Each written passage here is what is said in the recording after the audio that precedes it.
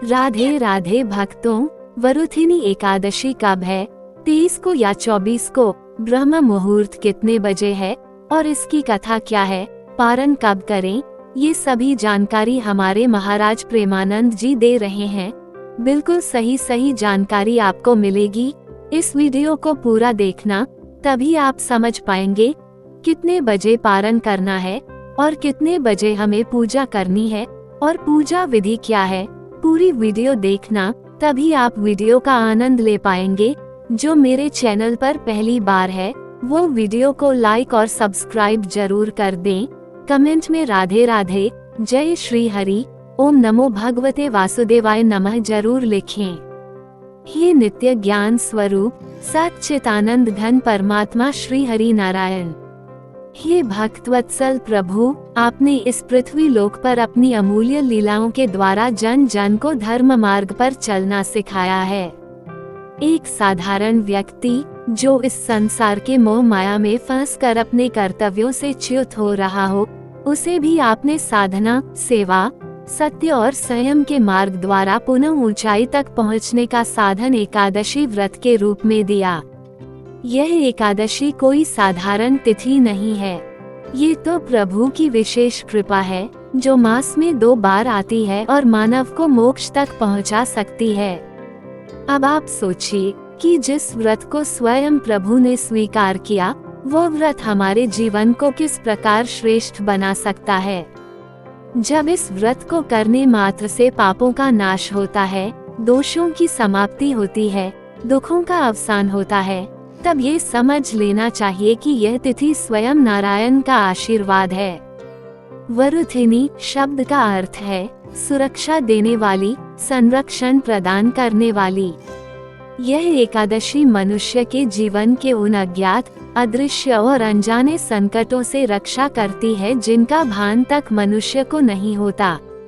यह व्रत केवल शुभ फलदायी ही नहीं, अपितु पुनर्जन्म, रोग, दरिद्रता, दुर्स्वप्न, पूर्वज दोष, पितृ अशांति, भूत बाधा, शत्रु बाधा, ग्रह कलह और शारीरिक विकारों जैसे संकटों का भी अंत करता है। प्राचीन ऋषियों ने कहा है, जो मनुष्य वरुथिनी एकादशी का व्रत करता है, वह करोड़ों तीर्थों में स्नान, दान, जप, तप और हवन करने का फल प्राप्त करता है। यह एकादशी वैशाख मास के कृष्ण पक्ष में आती है, जब सूर्य वृष राशि में प्रवेश करता है और पृथ्वी की उर्वरा शक्ति जागृत होने लगती है। ये समय शरीर और आत्मा की शुद्धि के लिए उत्तम होता है। यही कारण है कि ऋषियों ने इस समय किए गए व्रत और तप को विशेष प्रभावशाली बताया है। अब आप ध्यान दीजिए, हम दिन भर कितना कुछ खाते हैं, कितना कुछ सोचते हैं, अनगिनत बार बोलते हैं, कभी कभी अनजाने में झूठ, छल, द्वेष, अहंकार और राग द्वेष का बोझ भी अपने चित्त पर ले लेते हैं। ये बोझ धीरे धीरे हमारे कर्मों को दूषित करने लगता है। ऐसी स्थिति में जब हम वरुथिनी एकादशी का व्रत करते हैं, तो ये हमारे चित्त, शरीर और कर्म ऑल लेवल्स पर प्रायश्चित का कार्य करता है। कई लोग आज के आधुनिक युग में पूछते हैं कि क्या व्रत करने मात्र से जीवन सुधर सकता है?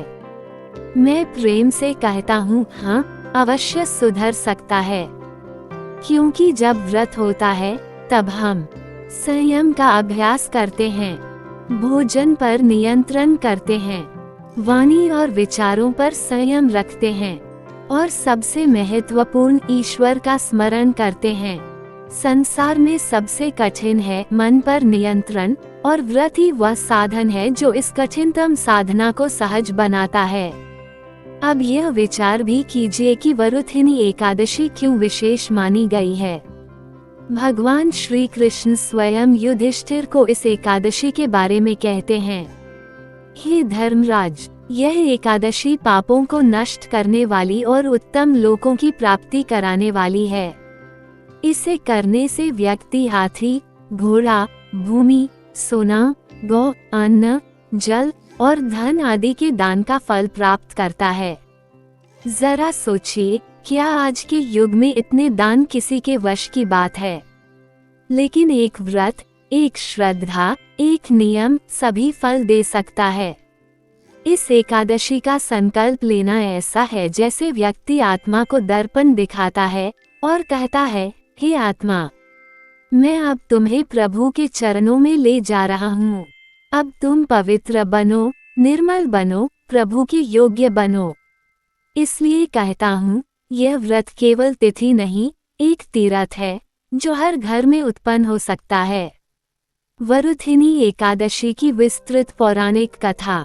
बहुत पुरानी बात है। नर्मदा नदी के किनारे एक महान धर्मात्मा राजा राज्य करते थे जिनका नाम था राजा माधाता। वे इक्ष्वाकु वंश में उत्पन्न हुए थे और परम धर्मनिष्ठ, सत्यवादी और विष्णु भक्त थे। उनका राज्य चक्रवर्ती था, प्रजा धर्मनिष्ठ थी और राजा स्वयं तपस्वी था। एक बार राजा माधाता ने नर्मदा के तट पर घोर तपस्या का संकल्प लिया। उन्होंने शरीर को कठिनाइयों में डाला, वायु पर जीवन निर्वाह किया और वर्षों तक स्थिर रहकर ईश्वर का ध्यान किया। उनकी तपस्या से तीनों लोक कांप उठे। देवराज इंद्र चिंतित हुए कि कहीं ये राजा स्वर्ग का अधिकार न छीन ले। इसी समय एक दिन जब राजा ध्यानस्थ थे, एक विशालकाय भालू वहां आया। वह भूखा था और राजा को स्थिर बैठे देखकर उसके ऊपर झपट पड़ा। भालू ने राजा का पैर पकड़ लिया और चबाने लगा, लेकिन राजा स्थिर रहे। उन्होंने ईश्वर को स्मरण किया। अब कल्पना कीजिए, जब पैर को कोई चबा रहा हो और फिर भी मन ईश्वर में स्थित हो, यह कोई सामान्य मनुष्य नहीं कर सकता। राजा माधाता ने न क्रोध किया, न विचलित हुए। उन्होंने बस भगवान विष्णु का स्मरण किया। भक्त का भाव देखकर भगवान नारायण स्वयं प्रकट हुए और सुदर्शन चक्र से भालू का वध कर दिया। लेकिन भालू राजा का पैर पूरी तरह चबा चुका था। राजा दुखी थे। भगवान बोले, हे राजन, तुम मथुरा जाओ और वहां मेरे वराह स्वरूप की पूजा करो। साथ ही वरुथिनी एकादशी का विधि पूर्वक व्रत करो। तुम्हारा अंग पूर्ण हो जाएगा। राजा ने आज्ञा का पालन किया। मथुरा गए। विष्णु भगवान के वराह स्वरूप की आराधना की। वरुथिनी एकादशी का व्रत किया। फिर क्या हुआ? उनका शरीर पुनः संपूर्ण हो गया, जैसे कुछ हुआ ही नहीं था। भगवान का कृपा प्रभाव था। कहानी यही समाप्त नहीं होती। वरुथिनी एकादशी का प्रभाव इतना था कि राजा न केवल भौतिक रूप से पुनः पूर्ण हुए, अपितु उनका मन और चित्त भी इतना निर्मल हुआ कि उन्होंने संसार का मोह त्याग दिया और संन्यास लेकर ईश्वर भक्ति में प्रवृत्त हो गए। इस एकादशी की शक्ति का प्रमाण यह है कि एक अधूरा शरीर भी पूर्ण हो सकता है, तो अधूरे जीवन को पूर्णता मिलने में क्या संदेह। इसलिए यह व्रत केवल शरीर या स्वास्थ्य का साधन नहीं है, ये जीवन की पूर्णता का मार्ग है। सूर्यास्त व्रत विधि संक्षेप में। दशमी को एक समय सात्विक भोजन। एकादशी को ब्रह्म मुहूर्त में उठकर स्नान व संकल्प। भगवान विष्णु की पूजा, पंचामृत से अभिषेक, पुष्पार्पण, दीपदान। ओम नमो भगवते वासुदेवाय का 108 बार जाप। दिन भर उपवास, निर्जला या फलाहार। रात्रि जागरण एवं श्री विष्णु सहस्रनाम का पाठ। व्रत का महत्व। पापों का शमन, दरिद्रता का नाश, ग्रह बाधा समाप्त, पुण्य संचय, आरोग्य एवं आयु में वृद्धि, मोक्ष की प्राप्ति। जो लोग कंफ्यूज हो रहे हैं कि 23 को या 24 को एकादशी, तो हम बता दे रहे हैं। वरुथिनी एकादशी 2025 की तिथि और पारण समय।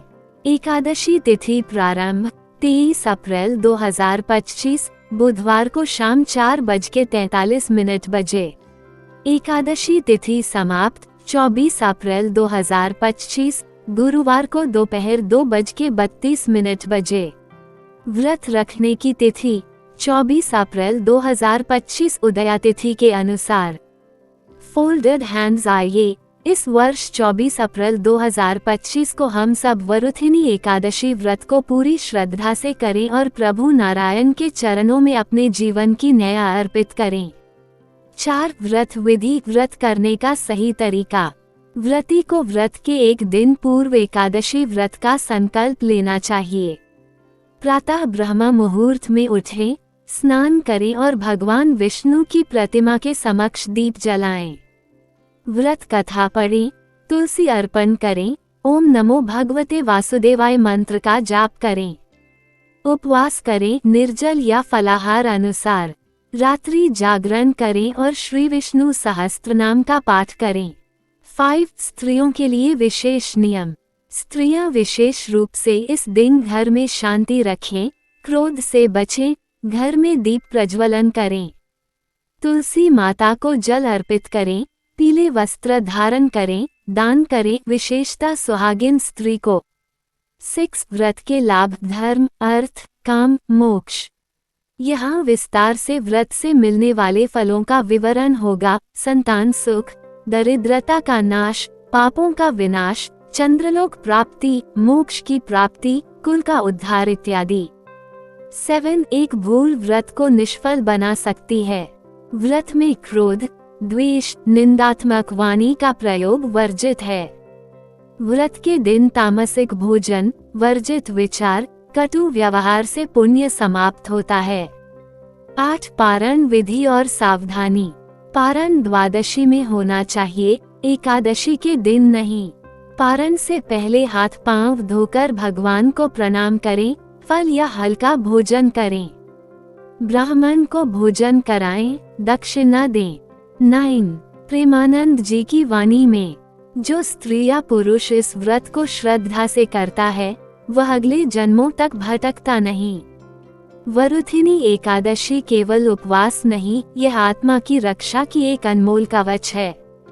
यह व्रत भगवान श्री विष्णु का वरदान है और हर जीव को इसे अवश्य करना चाहिए। चलिए जानते हैं पारण कब करना है। पारण विधि। तिथि 25 अप्रैल 2025 शुक्रवार। पारण समय प्रातः सुबह के 5:46 से सुबह के 8:23। पारण दिन प्रातः स्नान के पश्चात विष्णु पूजन, ब्राह्मण भोज और दक्षिणा यदि संभव हो। तदुपरांत जल फल आदि लेकर पारण करें। वरुथिनी एकादशी कोई साधारण व्रत नहीं, यह एक तप है, आत्मशुद्धि का साधन है और जीवन के प्रत्येक स्तर को ऊंचा उठाने का एक मंत्र है। इसे श्रद्धा, संयम और नियम पूर्वक करने से जो फल मिलता है वह असंख्य यज्ञों, तीर्थों और तपस्या से भी दुर्लभ है। उम्मीद करते हैं प्रेमानंद द्वारा बताई गई जानकारी आपको पसंद आई होगी। अगर पसंद आई है तो कमेंट में राधे राधे, श्री हरि जरूर लिखें। ओम नमो भगवते वासुदेवाय नमः।